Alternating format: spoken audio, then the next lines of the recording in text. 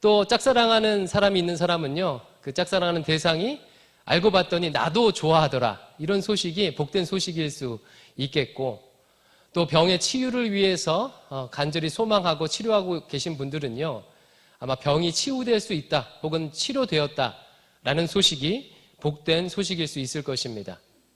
근데 지금 제가 전하려고 하는 성경적 복음, 성경적 좋은 소식은 이와 같은 형태의 소식이 아닙니다. 성경적 복음은 독특한 특징을 하나 가지고 있는데요, 그것은 여러 가지 좋은 사건 중에 하나다라는 의미를 가지고 있는 것이 아니라, 성경적 복음이라는 것은 일종의 세계관입니다. 다시 말하면 지금 제가 여러분에게 전하려고 하는 성경적 복음, 성경적 복된 소식이라는 것은 세계관이라는 거예요. 여러분, 세계관이라는 게 무엇입니까? 쉽게 말하면 세상을 바라보는 눈이죠. 사람마다 어떤 사물을 인식하거나 어떤 그 이론들을 공부할 때 그냥 백지 상태에서 인식하거나 그걸 받아들이는 게 아니에요. 각각 사람마다 자기가 가지고 있는 세계관을 바탕으로 그 사물을 판단하고 평가하고 받아들이게 되어 있죠. 그래서 쉽게 비유하면 안경과 같아요. 빨간 안경을 쓰고 있는 사람은 세상이 빨갛게 보이고, 파란 안경을 쓰고 있는 사람은 세상이 파랗게 보이는 것처럼 어떤 세계관을 가지고 있느냐에 따라서 세상이 다르게 보입니다. 그리고 다른 세계관을 가지고 있으면 세상을 다르게 보고, 그래서 다르게 해석하고, 그래서 다른 인생을 살아가게 되죠. 아마 매일 아침 우리가 인터넷 뉴스 기사를 통해서 그것을 경험하지 않습니까? 전날 벌어졌던 정치적 일들에 대해서 보수 언론과 진보 언론이 같은 사건임에도 불구하고 다르게 기술하고 있어요. 그러니까 보수 언론은 보수적인 가치관, 세계관을 가지고 기술하고, 진보 언론은 진보적 가치관, 세계관을 가지고 기술하고 있죠. 그래서 전혀 다른 해석이 나타나게 됩니다. 그리고 해석이 다르니까 더러 다른 삶을 살게 되죠. 진보적인 사람은 여의도로 가고, 보수적인 사람은 주말에 광화문으로 가고, 이렇게 삶에 바뀌게 되는 것입니다. 이와 같이 지금 제가 설명할 복음이라는 것은, 성경적 복음은요, 그냥 여러 가지 사건 중 좋은 사건, 이런 의미가 아니라요, 세계관이라는 거예요. 이렇기 때문에 신앙인과 신앙이 없는 사람과 같이 교제를 하거나 만남을 가질 때 갈등이 일어나게 돼요. A라는 자매가 한 명 있었습니다. 이 자매는 제가 임의상 이렇게 신앙녀라고 부를게요. 어렸을 때부터 교회를 다니고 있고 독실한 기독교 집안이에요. 신앙녀. 유행되는 거 아닌지 모르겠네. B라는 남자가 있었는데요, 이 남자는요, 무신론자예요. 제가 편의상 무신남이라고 부르겠습니다. 이 신앙녀와 무신남이 서로 이제 썸을 타다가 지난 빼빼로데이를 기점으로 서로 초콜릿을 이렇게 막 주고받으면서 드디어 사귀기로 했어요. 신앙녀가 말합니다. 오빠, 나 어렸을 때부터 교회 열심히 다니고 있어. 나 기독교인이야. 그리고 우리 집안은 독실한 기독교 집안이야. 그러자 무신남이 대답합니다. 아, 그래? 이렇게 험한 세상에 종교 하나쯤 가지고 있는 것은 너무나도 좋지. 그래, 내가 너의 신앙과 너의 종교를 존중할게. 하지만 다만 너도 나한테 너의 종교를 강요하지 마. 라고 이렇게 쿨하게 서로 얘기하고 사귀기 시작했어요. 여러분, 그런데 이렇게 사귀면서 이 두 남녀가 갈등 없이 잘 사귈까요? 이 종교 문제로 갈등 없이 잘 사귈까요? 갈등이 일어나게 될까요? 얼마 지나지 않아서요, 크고 작은 갈등이 생겨납니다. 무신남이 말해요. 야, 주말에 토요일, 일요일 한 번쯤 1박 2일로 같이 놀러 갈 수 있는 것 아니야? 52주 내내 일요일 날 놀러 가자고 하는 것도 아니고 한 번쯤은 놀러 갈 수도 있잖아. 아니, 오빠 지난번에 한 번 갔잖아. 아, 그래. 한 번이 아니라 야, 3번, 2번 이 정도는 가줄 수 있는 것 아니야? 오빠 알잖아. 내가 지난번에 오빠가 나한테 종교를 존중해 준다고 그렇게 얘기했잖아. 교회 가야 돼. 이런 싸움이 일어날 수가 있겠죠. 이건 아주 사소한 일인데요, 이것뿐만 아니라 다양한 일이 발생할 수가 있습니다. 스킨십의 문제라든가 그런 일들이 둘이 사귀면서 발생해요. 분명 서로의 종교를 인정하고 서로 강요하지 않기로 했음에도 불구하고 이런 갈등이 일어나요. 만약 이 두 사람이 이 상태에서 결혼을 하게 되면요, 장난 아닙니다. 돈의 사용이라든가 아니면 자식의 교육에 있어서 서로 의견에 충돌을 일으킬 때가 굉장히 많아요. 신앙녀는요, 걸핏하면 좋은 일이 있으면 다 하나님께서 해주셨다고 하고 나쁜 일이 있을 때마다 하나님께 기도해야 된다고 합니다. 무신람은요, 도저히 이런 삶이 이해가 안 돼요. 여러분, 이렇게 쿨하게 서로를 인정하겠다고 그렇게 교제했는데 왜 문제가 생기죠? 이거는 흔히 사람들이 하는 착각 중에 하나인데요. 사람들이 종교 생활을 여러 가지 생활 중에 하나쯤이라고 생각해요. 가정 생활이 있고 직장 생활이 있고 동아리 생활이 있고 학교 생활이 있고 그와 같은 방식으로 종교 생활이 있다고 생각합니다. 하지만요, 신자에게 있어서 종교라는 것은, 신자에게 있어서 복음이라는 것은요, 여러 가지 것 중에 하나가 아니에요. 그것은요, 신자에게 있어서 복음이란, 종교란 세계관입니다. 신자는 그 복음을 통해서 세상을 바라보고 그 복음을 통해서 세상을 인식하고 그 복음으로 삶을 살아가게 돼 있어요. 즉, 지금 무신남과 신앙녀가 갈등을 겪는 것은 단지 일요일날 교회 가느냐 놀러 가느냐 문제가 아니라 세계관의 충돌을 겪고 있다는 거예요. 세계관의 충돌을. 그러면 무신남은 어떤 세계관을 가지고 있습니까? 아까 처음에 들어보셔서 아셨다시피 이런 세계관일 것 같아요. 진리는 여러 가지다, 혹은 진리는 없다라고 생각해요. 따라서 자신의 진리가 옳다고 우기지 말아야 한다는, 매우 서로 존중해 주어야 한다는 매우 건전한 상대주의적인 세계관을 가지고 있죠.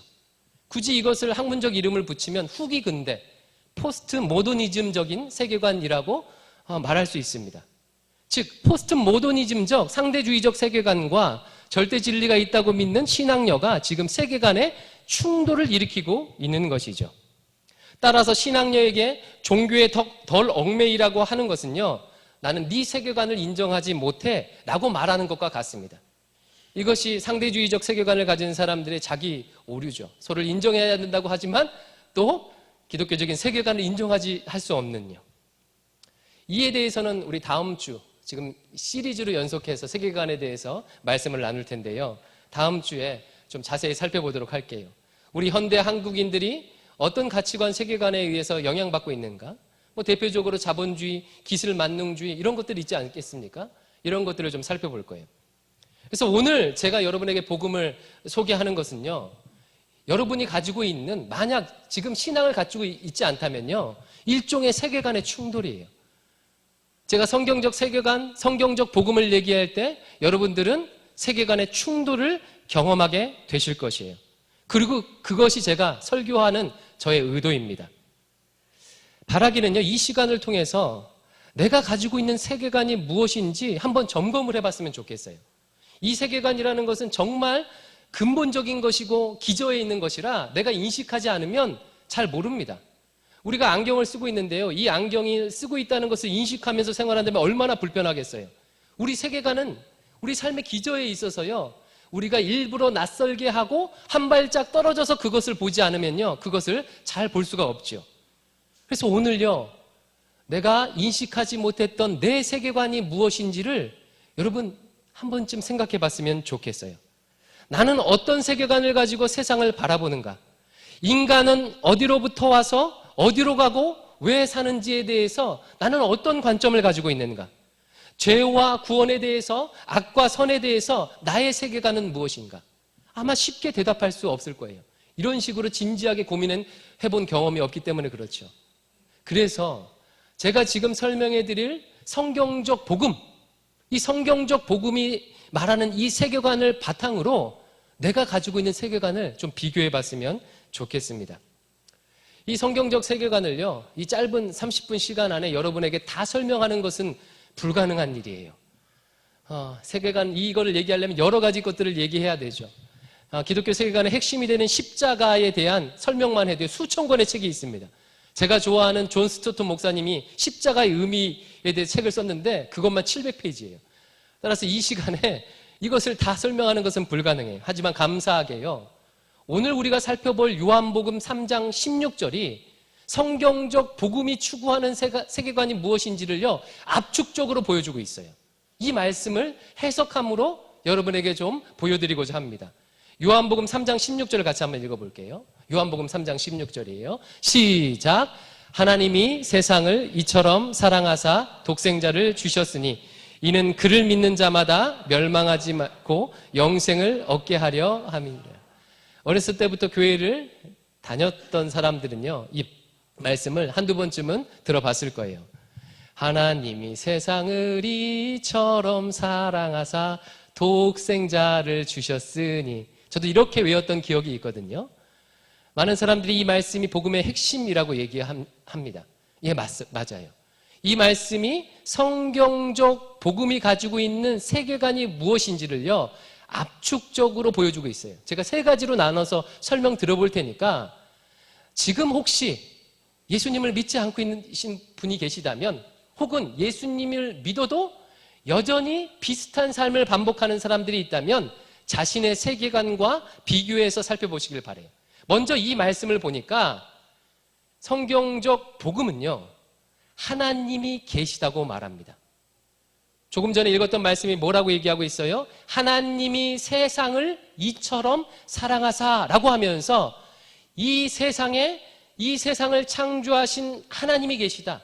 이 세상을 주관하시는 존재의 근원, 하나님이 계시다라고 말합니다. 그리고 이와 같은 세계관, 이와 같은 선포는요, 복음, 좋은 소식일 수밖에 없게 되는 것이죠. 하나님이 계시기 때문에 이것은, 하나님이 계시다는 세계관은요, 자연스럽게 우리에게 복음이 될 수밖에 없다는 거예요. 왜 그렇습니까? 하나님이 계시고 우리를 창조하셨다는 것은요, 우리가 세상에 우연히 던져진 존재가 아니고 목적 있는 존재, 이유 있는 존재라는 것을 말해주죠. 세상에 만들어진 모든 것들은요, 이유가 있어요. 심지어 지금 설교가 지루해서 심심풀이로 내가 뭔가를 종이를 접고 있다면요, 그 종이 접기한 그 창조물은요, 목적이 있어요. 심심한 것을 해소하기 위한. 모든 만들어진 것이 목적이 있는 것처럼 하나님이 계시고 그분이 나를 창조하셨다면 나는 우연히 던져진 목적 없는 존재가 아니고 목적 있는 존재라는 것을 보여줘요. 만약 우연히 던져진 존재라면 우리 인생은요, 망망대해에 방향 없이 목적 없이 떠있는 배와 같지요. 그래서 하나님이 살아계시다는 것이 복음이고 이것이 기독교 세계관이에요. 그리고요, 두 번째로 이것이 복음인 이유는요, 이 세상을 하나님께서 주관하시기 때문에 우리는 무엇을 기대할 수 있냐면 모든 불평등과 부조리의 해결을 기대하고 믿을 수 있습니다. 여러분, 살아보시니까 어때요? 세상은 태어날 때부터 불평등하고 부조리하지 않습니까? 그래서 이와 관련된 용어가 우리나라에도 너무 많아요. 어떤 사람은 금수저, 어떤 사람은 다이아몬드 수저. 여러분 무슨 수저세요? 은수저, 흙수저. 저는 아예 수저가 없어요. 예. 뭐 이렇게 불평등과 부조리를 태어날 때부터 경험합니다. 만약 우리가 우연히 던져진 존재라면요, 이 불평등을, 부조리를 해결할 방법이 없죠. 세상은 적자 생존의 양육강식이 당연하며 승자 독식이 당연할 수밖에 없습니다. 1등으로 줄 세우고 1등한 사람이 모든 것을 가져가는 것이 당연할 수밖에 없어요. 그래서 우리는 그와 같은 적자 생존의 세계에서 살아남기 위해서 무한히 다른 사람을 짓밟고 경쟁할 수밖에 없습니다. 하지만요, 성경적 세계관, 성경의 복음은요, 다른 이야기를 하죠. 온 세상을 주관하시는 하나님이 계시다고 말합니다. 따라서 그분을 통한 정의의 실현을 우리는 기대할 수 있어요. 하나님으로 인해 법과 제도가 풀 수 없는 억울함이 풀어지고 잠깐 번성하는 것 같은 악이 반드시 심판받게 될 것이라는 것을 우리는 기대할 수가 있죠. 따라서 철학자 칸트는 이렇게 얘기했죠. 우리의 도덕은 신을 요청한다. 그럴 수밖에 없다라고 얘기했습니다. 그래서 복음이 되는 거예요. 뿐만 아니에요. 하나님이 계시다는 사실은 왜 우리에게 복음이 되냐면 그 창조주 하나님의 도우심을 받으며 그분과 교제하며 살 수 있다는 것을 의미하기 때문에 그렇습니다. 그래서 그 창조주 하나님을 믿는 사람은요, 그가 비록 세상에서 버림받은 사람일지라도, 심지어 부모로부터 버림받은 사람일지라도 하나님으로 인해서 외롭지 않고 하나님으로 인해서 참된 평안과 사랑을 누릴 수 있습니다. 인생의 암흑을 경험했던 다윗이요, 여호와는 나의 목자시니 내가 부족함이 없으리로다 라는 고백이 바로 그 하나님의 존재를 받아들일 때, 믿을 때 가능하게 된다는 것이죠. 만약에 반면에 우리가 우연히 던져진 존재라면요, 하나님이 안 계시다면 어떻게 될까요? 여러분, 인생에 가지고 있는 이 근원적 외로움, 남자친구도 여자친구도 부모도 자녀도 풀어줄 수 없는 이 근원적 외로움과 고독을요, 하나님이 계시지 않다면 어떻게 풀 수가 있죠? 참된 평안이 가능하기는 하는 것일까요? 이런 고민을 이 시간 여러분 해보시길 바랍니다. 바로 이와 같은 근원적인 외로움과 고독, 참된 평안을 해결할 수 없기에 제가 생각할 때는요, 모든 사람은요, 신을 섬기고 있습니다. 심지어는 무신론자라고 할지라도 제가 생각할 때는 사실은요, 입술로는 나는 신이 없다라고 고백하지만 사실은 신을 섬기고 살고 있다고 생각해요. 다만 그 신이 성경이 말하는 하나님과 다를 뿐이죠. 여러분, 어떤 사람이 있는데 이 사람이 이런 삶을 살아요. 어떤 것에 조종을 받고 그것이 가장 힘세다고 생각하고요, 그것이 못하는 일이 없다고 생각하고 그것을 추구하며 하루 종일 그것을 위해서 살아가고 그것을 위해서 공부하고 직장 생활을 하고요, 그것을 가질 때 다 가진 것처럼 여긴다면 바로 그것은 그 사람에게 신과 같은 게 아닐까요? 근데 많은 사람들이요, 바로 그것을 돈이라고 생각하고 살아갑니다. 돈의 조종을 받고 돈이 가장 힘세다고 생각하지요. 돈, 섹스, 권력, 이 세 가지는 항상 있을 것인데 그 중에 제일은 돈이라, 돈을 가지면 모든 것을 다 가진 것이라고 생각하며 살아가요. 이런 차원에서 많은 사람이 돈을 신으로 여기며 살아가죠. 또 다른 사람들은 어떻습니까? 자기 자신을 신으로 모시고 살아가는 사람이 굉장히 많아요. 제 주변에 제 친구들도요, 이렇게 제가 복음을 전하고 성경적 복음을 전하게 되면 야, 나는 나를 믿어 라고 얘기하는 친구들이요, 많이 있습니다. 니체가 말했던 초인, 위버맨시, 오버맨이 되기를 꿈꾸면서 자기의 힘, 능력, 자기 자신을 힘으로, 자기 자신을 모시고 사는, 신으로 모시고 사는 사람들이 많이 있죠. 여기 계신 분들은 무엇을 신으로 모시고 살아가십니까?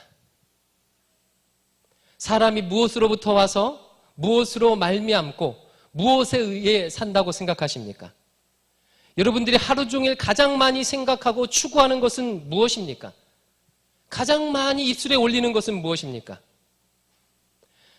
성경이 말하는 복음, 즉 하나님의 존재, 창조, 주관하심이 가지고 있는 통전성과 궁극성을 넘어설 무엇인가를 더 나은 설명을 여러분은 가지고 계십니까?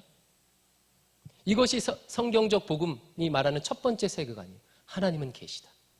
두 번째로는요, 이 말씀을 보니까 하나님에 대해서 말함과 동시에 인간에 대해서도 말하고 있습니다. 요한복음 3장 16절을 다시 한번 떠올려 보세요. 하나님이 세상을 이처럼 사랑하사 독생자를 주셨으니 이는 저를 믿는 자마다 멸망하지 않고 영생을 얻게 하려 하심이라. 다시 말하면요, 인간이라는 것은요, 인간의 실존은 멸망의 상태에 놓여 있다는 거예요. 그러니까 멸망하지 않고 영생을 얻는 게 필요한 거죠. 성경적 세계관, 기독교적 복음은요, 성경적 복음은요, 인간이 멸망 가운데 있는 존재임을 분명히 밝히고 있습니다. 모든 인간이 멸망을 향해 달려가고 그 달려가는 가운데 멸망의 그림자, 즉 죽음의 그림자인 고통을 삶에서 치열하게 경험하면서 사는 것이 인간의 실존이다라고 말하고 있어요. 제가 이렇게 말하면 아마 이런 식으로 반박하는 분이 계실지도 몰라요. 목사님, 그 말이 아주 틀린 것 같진 않은데요, 그건 좀 너무한 거 아닌가요? 인생이 조금 고생스럽긴 하지만요, 멸망이라니요, 인간에게는 행복이 있고 의미 추구가 있지 않나요? 이게 아주 좋은 질문이에요.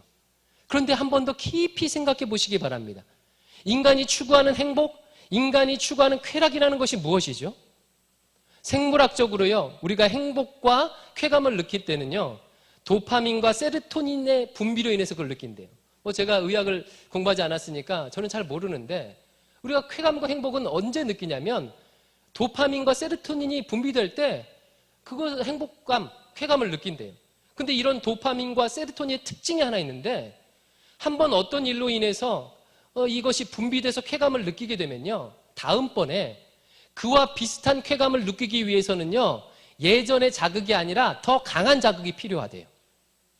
상식적으로 이해가 되죠, 그렇죠? 무슨 얘기인지요? 이해가 됩니다. 우리가 어떤 맛집에 갔을 때 이것을 먹고 맛있다고 여겨요. 근데 같은 맛집에 2번 가고 3번 가고 4번 가면요, 한계 효용 체감의 법칙에 의해서 도파민과 세로토닌의 분비가 줄어들죠. 같은 행복감을, 만족감을, 쾌감을 얻으려면요, 더 강한 맛집에 찾아가야 돼요. 더 강한 자극이 필요한 거죠. 이것이 비단 어떤 쾌락적인 것, 맛이나 성욕이나 이런 것에만 국한되는 게 아니라 우리 삶의 전반에 국한돼요. 지금 여러분 청년들이 있는데 많은 청년들이 취업하기가 어려워서 교사나 공무원 시험 준비하는 친구들 많이 있습니다. 여러분 그들에게 복음이 뭘까요? 교사 합격하는 거 아니겠어요? 우리 청년부 안에도 교사 준비 열심히 하고 공무원 준비 열심히 하시는 분들이 계신데 아마 나중에 이렇게 시험 보고 나서 합격자 발표하는 거 딱 보고 자기 이름이 있으면요, 얼마나 기쁠까요? 진짜 떠나가듯이 기쁘게 될 것 같아요. 그렇죠? 근데 어떻습니까? 이렇게 합격해서 기쁨을 가진다고 해도요, 시간이 지나면 이와 같은 행복과 쾌락은요, 점점점 사라집니다. 심지어는요, 내가 학교에 교사로 부임했는데, 공무원으로 부임했는데, 어려운 일을 당하게 되거나, 나에게 힘들게 하는 상사가 있고, 이제 그러게 되면요, 얼마 전 합격할 때만 할때라도 모든 세상을 다 가진 것 같았었다가, 이 교사 생활이, 공무원 생활이 죽을 것 같은 느낌을 받기도 하는 거죠. 돈이 얼마쯤 있으면 여러분 행복하시겠어요? 지난주에 로또를 샀는데 이번 주에 발표가 됐습니다. 그런데 딱 됐는데 마침 같이 1등으로 합격한 사람이 숫자가 적었어요. 그래서 한 50억쯤 내가 얻었다고 생각해 보십시오. 그러면 여러분 행복하시겠어요? 이야, 너무 좋겠죠, 그렇죠? 50억 있다고 생각해 보세요. 우리 애들 데리고 막 해외여행도 가고 싶은 그런 마음이 있는데, 그런데 여러분 어때요? 대기업 회장은 어떨까요? 삼성이나 구글 같은 대기업 회장이요, 50억 벌면요, 우리가 50억 로또 당첨됐다고 기뻐하는 것만큼 기뻐할 수가 있을까요? 가끔 돈 많은 사람들이 SNS에 일반인이 상상할 수 없는 가격의 명품 옷과 시계, 스포츠카 사진 등을 이렇게 올립니다. 여러분 그거 보면서 어떤 생각이 드세요? 좀 부럽고 그러신가요? 좀 그럴 수도 있는데 저는 그런 거 볼 때마다 이런 생각이 들어요. 야, 이 사람들은 이 정도나 돼야 행복을 느끼는구나. 이 정도나 돼야, 수억 원짜리 페라리가 돼야 행복을 느끼는 거예요. 만약 그 사람들이 자가용 한 대 얻었다는 거 가지고 행복을 느낄 수 있겠어요? 우리 청년 가운데도 어떤 자매가 지금 자기 자가용을 간절히 바라고 있는데 어떤 자가용이든 상관이 없대요. 그 자매는요, 그 자가용 한 개 생기면요, 그것 자체로 행복해요. 하지만 이와 같은 사람들은요, 그냥 자가용 한 개 생겼다고 행복할 수가 없어요. 그 정도나 돼야 그 정도의 쾌감과 행복을 느끼게 되죠. 만약 그렇게 사다가 자기 사업이 망하거나 잘못되기라도 한다면요, 깊은 나락에 떨어지게 되는 거예요. 결국 쾌락을 추구하는 인생, 행복을 추구하는 인생은요, 조금만 더 강한 자극, 조금만 더 just a little more 하면서요, 조금만 더 강한 자극을 추구하면서 살아가게 되고, 그것을 우리는 중독이라고 얘기하죠. 많은 사람들이 이 중독에 빠져서 살고 있죠. 중독, 곧 멸망입니다. 반면 이것보다 좀 더 나은 것이요, 의미의 추구, 아름다움의 추구, 이런 것 같아요. 음악과 미술이나 아니면 선함의 추구요, 다른 사람을 돕는 것이라든가 개발이나 어떤 것을 발명하는 것, 굉장히 의미가 있죠. 이것은 분명히 의미가 있습니다. 하지만 이것도 결국은요, 우리 인생의 죽음 앞에서 무용지물 된다는 것을 우리는요, 역사를 통해서, 경험을 통해서 알게 됩니다. 성경은 인생이 들의 풀과 같고 그 영화는 꽃과 같다고 말해요. 그리고 풀은 마르고 꽃이 지는 것처럼 우리 인생도 질 때가 있다고 말합니다. 꽃과 같이 영화가 있대요. 아름다운 것을 발명하고 좋은 음악을 만들고 예술을 추구하게 되면 꽃과 같이 그것이 잠깐 빛나는 것 같아요. 하지만 꽃이 시들어지는 것처럼 그렇게 그 영화도 시들어진다고 얘기합니다. 죽음 앞에서 먼지와 같이 사라진대요. 죽음 앞에서 나의 모든 업적이 나에게 무슨 유익이 있을까요? 진시황이 쌓아놓은 그 수많은 부가 진시황의 죽음에 어떤 영향을 미치게 되는 것일까요? 이렇게 부조리함에 우리 인생은 놓여 있습니다. 그리고 이런 부조리함에 놓여있는 인생의 상태를 실존주의 소설가 알베르 까미는요, 이방인과 같다고 그렇게 표현을 했죠. 또 그는 유럽 인구의 절반 이상을 죽인 패스트와 같은 것이 바로 인생이라고 그렇게 말했어요. 장폴 사르트르는요, 이런 인생을 구토와 같고 우리 인생이 꽉 막힌 벽과 같다고 그렇게 소설에서 쓰고 있습니다. 그리고 사람들은 인간의 실존을 너무나도 잘 묘사한 까미와 사르트르에게 노벨 문학상을 수여했죠. 물론 사르트르는 거절했지만요. 즉 절망적인 인간의 상황은요, 성경 복음의 독단적 세계관이 아니에요. 인류 공통의 경험인 것입니다. 근데 더 절망적인 것이 무엇인지 아십니까? 이런 절망적인 것에서 인간이 빠져나올 방법이 없다는 거예요. 아까 얘기했듯이 행복도 쾌락도 인간을 구원해 줄 수 없습니다. 돈도 예술도 인간을 이 부조리에서 벗어나게 해줄 수 없어요. 이것이 절망의 끝판왕이죠. 우리가 할 수 있는 게 없다. 선에 대해서 우리는 무익하다. 사무엘 베케트라는 소설가는요, 이런 인간의 상황을 고도를 기다리며 라는 소설로 표현을 했습니다. 두 명의 주인공이 등장하는데 이 두 명의 주인공은요, 고도라는 존재를 기다려요. 하지만 결국 만나지 못하고 그 고도를 만나지 못하고 소설은 끝을 맺습니다. 심지어는 그 고도가 누구인지조차 알지 못하고 소설이 끝맺어요. 이것이 바로 인간의 실존이라는 거예요. 이 베케트도 노벨 문학상을 받았죠. 여러분 어떠십니까? 여러분은 이런 인간 부조리를 극복할 구원의 대안을 가지고 계십니까? 그리고 그 대안이 있다면 그것은 죽음을 이길 만큼 유효한 대안입니까? 시간 잠깐 호흡을 멈추고 진지하게 생각해 보시길 바라요. 그러면 왜 이와 같은 인간 부조리가 생겨나게 되었습니까? 불교는 인간의 욕심 때문이라고 말하고, 공산주의는 경제적 불평등 때문이라고 말하고, 허무주의는 원래 그렇다고 말해요. 여러분은 무엇 때문이라고 생각하십니까? 성경의 복음은요, 바로 그 원인이 존재물인 우리가 존재로부터 분리되었기 때문이라고 말합니다. 바로 이것이 성경이 말하는 복음인 또 다른 이유예요.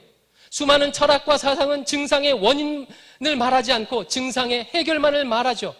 하지만 성경은요, 그 죽음의 원인, 멸망의 원인이 무엇인지 우리에게 근본적으로 분명하게 알려줍니다. 존재로부터의 분리, 하나님을 떠나감, 하나님을 등짐, 그 하나님을 떠나감으로 우연히 세상에 던져진 존재가 되어 목적도 없이 살아가게 되고 윤리도 없이 살아가게 되고 정의와 공의에 대해서 무력하며 불평등을 한탄하며 근본적인 외로움 가운데 거절감 가운데 거하게 되었다고 얘기합니다. 그리고 성경은 이 하나님을 떠나감을 한 단어, 죄라고 말하고 있는 거죠. 당신의 세계관은 어떠십니까? 성경의 복음보다 이 부조리함을 더 잘 설명할 수 있는 그 무엇을 가지고 계십니까? 저는 기회가 돼서 공부를 오래 했어요. 지금 44인데 30대 후반까지 공부했습니다. 대학 시절에는 정치 사상을 전공하면서 서양 철학을 공부했고, 한국 사회에 살다 보니까 불교와 유교에도 관심이 있어요. 그리고 신학을 오랫동안 공부했어요. 물론 여러 가지 아직 배울 게 한참 많이 있지만요. 하지만 아직까지도요, 이것보다 더 인간의 부조리를 설명하고 하는 것을 발견하지 못했어요. 혹시 여러분들이 아신다면 저에게 얘기해 주시길 바랍니다. 마지막으로요, 세 번째로, 오늘 이 말씀은 세 번째 복음의 세계관, 인간이 구원을 받을 수 있는 길이 있다고 말합니다. 즉 구원에 대한 세계관을요, 여기에 담고 있어요. 다시 한번 요한복음 3장 16절을 읽어볼게요. 다시 한번 읽어보겠습니다. 시작. 하나님이 세상을 이처럼 사랑하사 독생자를 주셨으니 이는 저를 믿는 자마다 멸망하지 않고 영생을 얻게 하려 하심이라.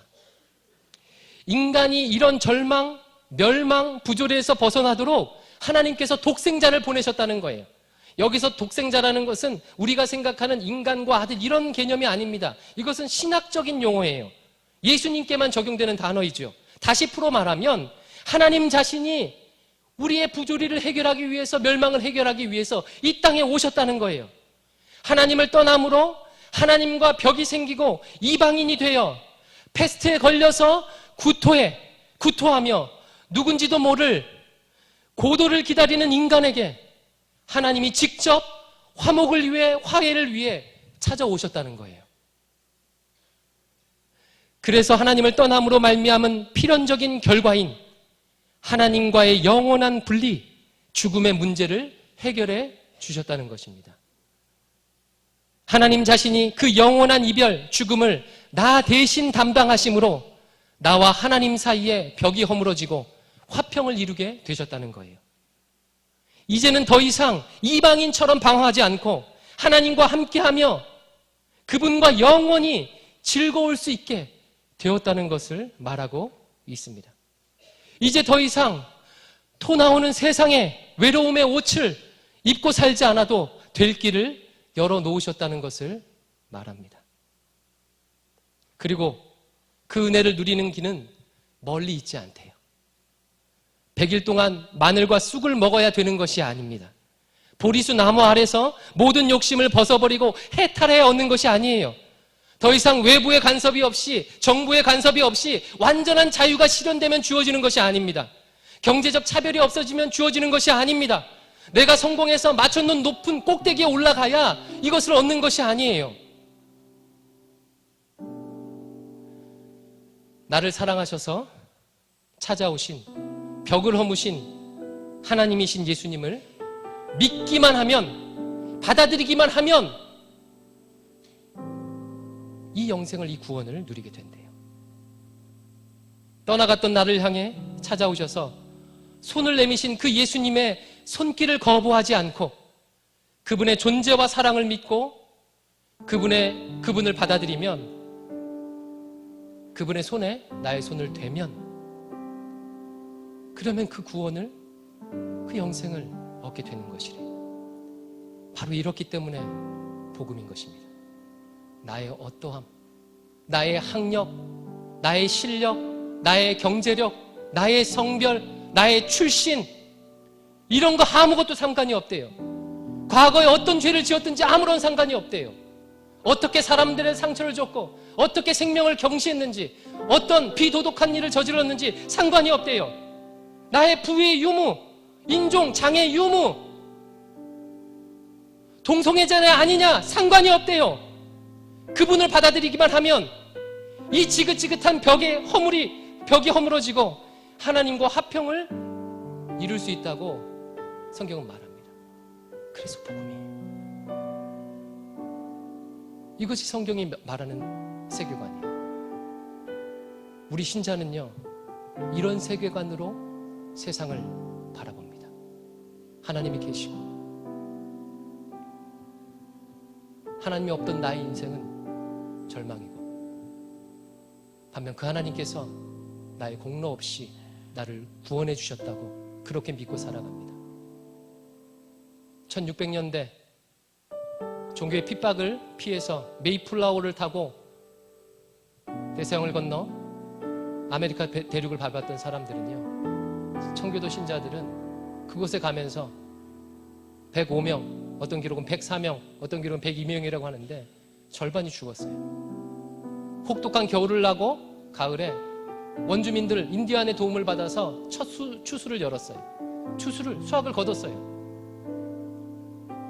만약 우리가 우연히 던져진 존재라면, 우리 삶의 목적도 없다면, 승자 독식이라면, 적자 생존이라면 그 가운데서 그 추수를 걷고 감사할 수 없습니다. 하지만 신자들은 이와 같은 가치관 세계관으로 세상을 보기 때문에 자기 처자식이 죽는 어려움 가운데서도 그 살아계신 하나님을 앞에 추수감사절에 단을 쌓고 근대적 의미에서 제일 첫 추수감사 예배를 드렸고, 오늘이 그것을 기념하는 날입니다. 말씀을 맺겠습니다. 진지하게 물을게요. 단 30분 만에 여러분들을 설득할 자신도 없고 그럴 수 없어요. 하지만 진짜로 생각해 보세요. 내가 지금 가지고 있는 세계관이 뭔지 한번 낯설게 바라보시라는 거예요. 그리고 이 세계관이 이 세상의 존재의 근원에 대해서, 삶의 부조리에 대해서, 또 구원에 대해서, 생명에 대해서 어떤 설명을 하고 있는지 생각해 보시라는 거예요. 이성적으로, 논리적으로, 감정적으로, 경험적으로 생각해 보시라는 거예요. 그리고 오늘 하나님께서 여러분에게 기회를 주신 것 같아요. 아담과 하와가 선악과를 따먹고 하나님을 배신했을 때 하나님의 낯을 피해서 숨었어요. 그러자 하나님께서 아담과 하와를 향해서 아담을 향해서 부르십니다. 아담아 어디 있느냐? Where are you? 여러분 지금 어디 서 계십니까? 여러분이 원래 있어야 할 자리는 어디십니까? 바로 이 자리, 하나님 앞 코람데오 라고 생각하기에 여러분들을 오늘 이 자리에 초청했습니다. 이 시간 잠깐 눈을 감아볼게요.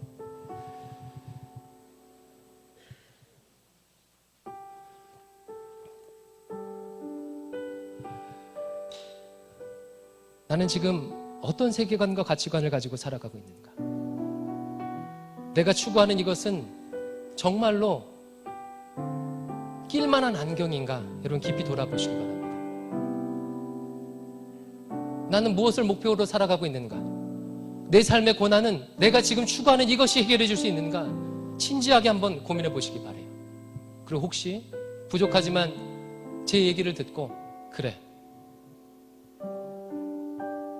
기독교 역사 2000년이 증명하며 수많은 사람들이 경험하고 고백하고 나와 비슷한 처지에 이스라라는 자매가 이 앞에서 나와서 간증했던, 그래서 만났던 그 하나님을 향해서 마음을 열고 그 하나님이 내미신 손을 붙잡고 싶으신 분이 계시다면 이렇게 기도하십시오. 하나님, 하나님의 살아계심을 믿습니다. 하나님께 내 인생을 내어드립니다. 그 예수님의 손을 잡고 싶습니다. 제 인생에 찾아와 주셔서 저를 다스려 주시옵소서. 이 지긋지긋한 구토, 벽, 패스트와 같은 이 지긋지긋한 멸망의 삶은 끊고 정말로 의미 있는 영생의 삶을 살기를 소망합니다. 예수님 이름으로 기도드립니다. 아멘. 오늘 이 시간을 위해서 여러분에게 아름다운 찬양을 드려주실 지체